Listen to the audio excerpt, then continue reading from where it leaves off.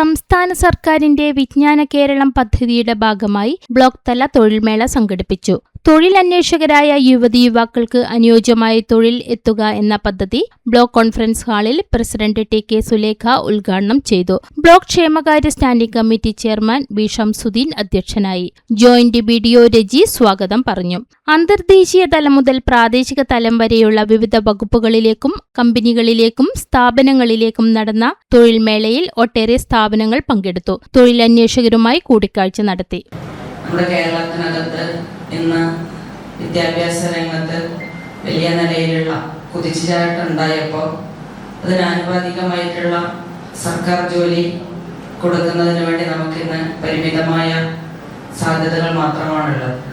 കേരള സർക്കാർ തന്നെ നേതൃത്വം കൊടുത്തുകൊണ്ട് ഉദ്യോഗാർത്ഥികൾക്ക് വിദ്യാഭ്യാസ യോഗ്യതയ്ക്ക് അനുസരിച്ചല്ലെങ്കിലും അവരുടെ കഴിവുകളെല്ലാം പ്രയോജനപ്പെടുത്തിക്കൊണ്ട് നല്ല നിലയിലുള്ള ഒരു തൊഴിൽ കൊടുക്കുക എന്നുള്ള ഉദ്ദേശത്തോടു കൂടിയാണ് വിവിധ തൊഴിൽ ദാതാക്കളെ കൂട്ടിയോജിപ്പിച്ചുകൊണ്ടുള്ള ഒരു പദ്ധതി എന്നുള്ള നിലയിൽ വിജ്ഞാന കേരളം പദ്ധതി ആരംഭിച്ചിട്ടുള്ളത്.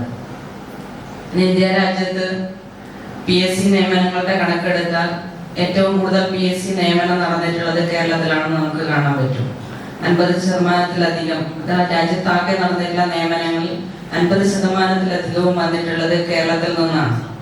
അങ്ങനെ ഉണ്ടാവുമ്പോഴും നമ്മുടെ നാടിനകത്തെ യുവാക്കളെ സംബന്ധിച്ചിടത്തോളം ഉന്നത വിദ്യാഭ്യാസ രംഗത്തുൾപ്പെടെ വലിയ നിലയിലുള്ള മുന്നേറ്റം സൃഷ്ടിച്ചുകൊണ്ടിരിക്കുകയാണ്.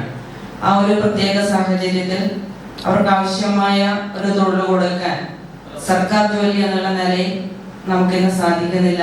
അതുകൊണ്ട് തന്നെയാണ് ഇതുപോലുള്ള സ്വകാര്യ മേഖലയെ കൂടി ഉപയോഗപ്പെടുത്തിക്കൊണ്ടും മറ്റ് സർക്കാർ ഇതര സംവിധാനത്തെ എല്ലാം പ്രയോജനപ്പെടുത്തിക്കൊണ്ട് തൊഴിൽ രംഗത്ത് തൊഴിലില്ലാത്ത ആളുകൾ ഉണ്ടാവാൻ വേണ്ടി പറ്റില്ല എന്നുള്ള കാഴ്ചപ്പാട് കൂടി ഇതുപോലൊരു നൂതന ആശയം കൊണ്ടുവന്നിട്ടുള്ളത്.